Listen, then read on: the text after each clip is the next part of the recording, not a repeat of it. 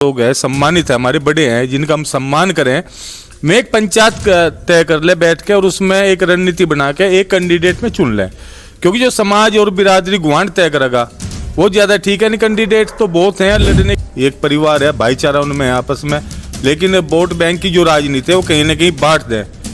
वो आखिरी पटाव पर आने के, आखिरी पड़ाव पर इलेक्शन के वो जाति बिरादरी में, धर्म में, राजनीति में वो बट जाए। बैंक का प्राइवेट का दे दो, जगह की व्यवस्था हम कराएंगे गांव के। तो गांव में जो बहन बेटियां हमारी, जो लड़कियां हैं, वे जाकर किसी भी टाइम 100, 200, 500, 700, 1000 रुपए के लिए बिडोली या चौसाने नहीं जाना पड़ता।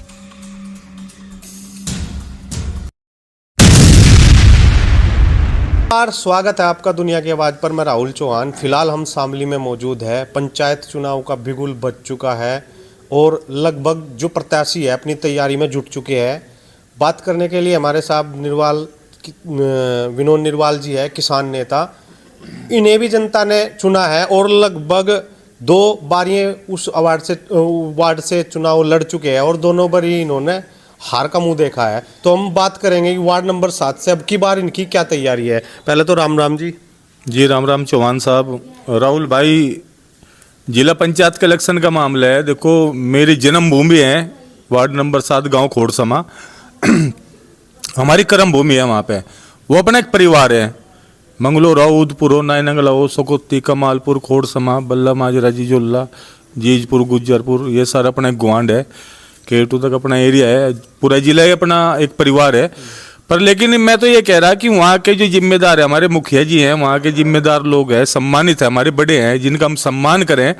मैं एक पंचायत तय कर ले बैठ के और उसमें एक रणनीति बना के एक कैंडिडेट में चुन लें, क्योंकि जो समाज और बिरादरी गुआंढ तय करेगा वो ज़्यादा ठीक है। नहीं, कैंडिडेट तो बहुत हैं लड़ने के लिए। भाई हम भी 2 इलेक्शन लड़ चुके पहले, पर लेकिन हम ये चाह रहा है कि क्षेत्र का विकास हो जाए। और मैं वहाँ के गुआंढ के जिम्मेदार लोग बैठ के फैसला कर रहे हैं। एक जिम्मेदार आपस में कोई भी हो, वो मैं हूँ या कोई भी है थर्ड पर्सन, अगर गुआंढ जिम्मेदारी देगा तो मैं उनके साथ हूँ।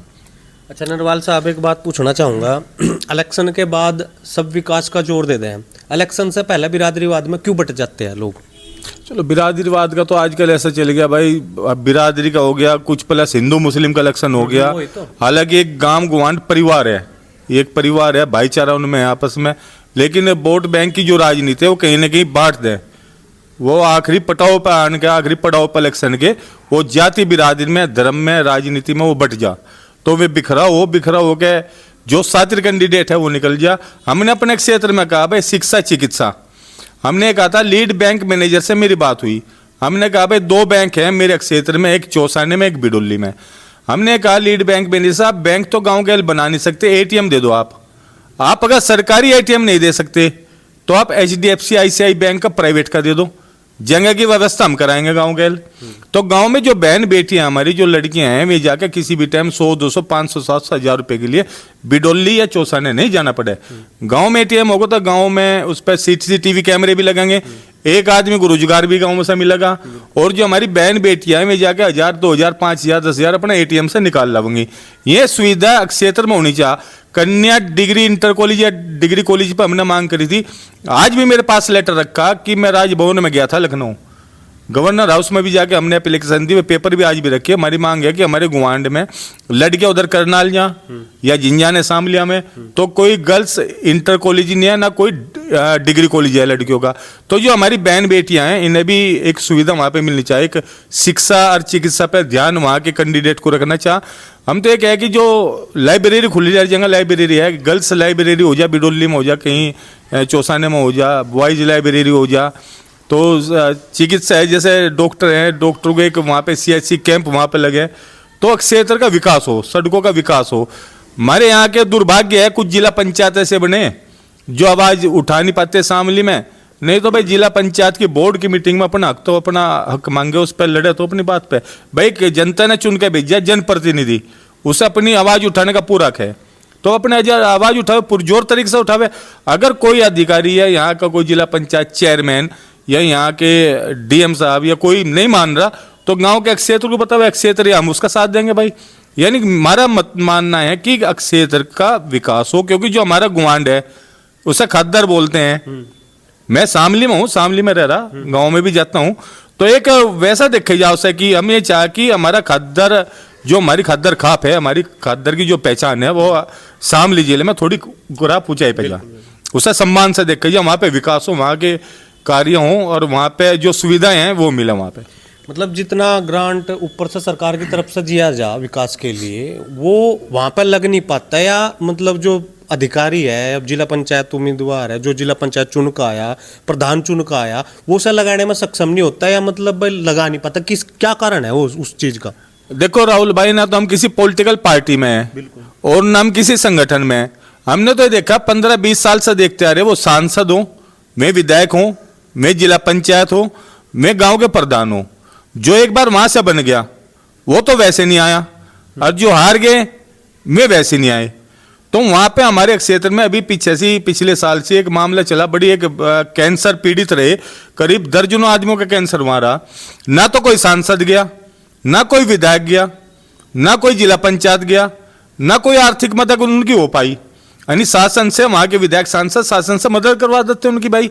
तो क्षेत्र की जो हुए, मान लिया कमालपुर के कांड होता, शराब कांड हुआ था, उन पर हमारे पास मुकदमे लिखे गए थे। बिडोली में ट्रक पलट के ट्रैक्टर के ताले कश्यप समाज से थे, बिडोली से वे एक्सपायर हो गए थे, उन पर मुकदमे हमारे पे लिखे। बिजली घर पर हमने धरने दिए, उन पर मुकदमे हमारे पे लिखे गए। तो हम तो अपना क्षेत्र के लिए लड़े, क्योंकि वह मेरी जन्मभूमि है, वह मेरी कर्म भूमि है, और जो खद्दर अपनी खाप है वो मेरे ब्लड में बसी हुई है।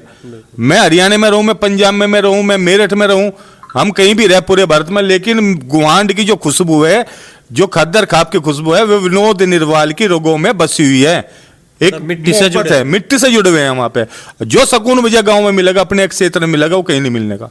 अच्छा, जो मुद्दा बिजली विभाग का अभी भी उठा था यहाँ, जो पंचायत की बोर्ड मीटिंग हुई उसमें भी उठाया गया वो मुद्दा, दोबारा फिर उस मुद्दे पर आऊँगा। ऊन वाले पे, ऊन वाले मुद्दे का क्या चल रहा, क्या प्रशासन ने अब वहाँ पर कुछ सुध ली, कुछ उस पर समाधान की उम्मीद है, जनप्रतिनिधि पहुँचे ना पहुँचे, उस पर थोड़ी डिटेल में मारता बता दो। देखो, शामली जिला है, इतना बड़ा जिला नहीं, एक छोटा सा जिला है, लेकिन यहाँ भी कोई क्रांतिकारी हो, दीपक भाई हो, हम हो, या कोई भी है, अगर वो आंदोलन करेगा तो यहाँ का प्रशासन आंदोलन नहीं चाहता। वे तो चाहे कि आंदोलन शामली जिले में ना हो, यहाँ का प्रशासन नहीं चाहता कि आंदोलन हो, उसे दबाने की कोशिश की जा। जो यहाँ के संगठन है, दुर्भाग्यपूर्ण भाई, इतना गलत यहाँ पर हो रहा कि जो संगठन है, वे अपने अपने संगठन को, अपने अपनी डपड़ी, अपना राग लेके बैठे। 18 संगठन जिले में है, किसी संगठन ने आज तक उस संगठन का उसकी सुध नहीं ली उन वालों की, कि भाई ये धरने पे बैठे। जेल भी गया दीपक, उसमें जेल भी गया, उसकी जमानत भी हुई। लेकिन जो यहाँ के किसान संगठन है, बड़ा दुर्भाग्यपूर्ण विषय है कि उन्होंने उनका पता भी तक नहीं लिया, और 18 संगठन यहाँ पे, पक्ष यहाँ पे, विपक्ष यहाँ पे, नेता बहुत यहाँ पे है, तो वहां पे कोई सपोर्ट मिल नहीं पाई। पूरे जिले का मामला है, वे अपने घर की आवाज नहीं उठा रहे, वे पूरे जिले की आवाज उठा रहे, बिजली विभाग के खिलाफ कर रहे। कोई गांव नहीं छोड़ा, हम फिर कह रहे, आपके चैनल के माध्यम से कह रहे, कोई गांव बिजली वालों ने ऐसे नहीं छोड़ा जहां से उन्होंने वसूली ना करी हो, जो किसानों को, मजदूरों का शोषण न किया हो। जो गरीब दबे कुचले आदमी है, उनकी अगर आवाज उठाई जाए तो उससे दबाई जा। शामली प्रशासन आंदोलन नहीं करना चाहता, फर्जी मुकदमे लगेंगे, दबाव उन पर बनेगा। तो यहाँ की जो राजनीति है वो एक दूसरे में ऐसी खिंचके रहेगी कि अगर मैं इस संगठन का हूं तो उसी संगठन का झंडा उठाऊंगा, उसी संगठन की जय बोल लूंगा और उसी संगठन के काम करूंगा। उस संगठन तो वो सीमित रह गया, वो दूसरे संगठन का, वो अब सबके अपने अपने ऐसे संगठन का मामला हो गया। आज जो नेता है वे पार्टी से बन गए, वो सपा हो, बसपा हो, कांग्रेस हो, बीजेपी है, वो उस पार्टी के रूलिंग से अलग नहीं चल सकता।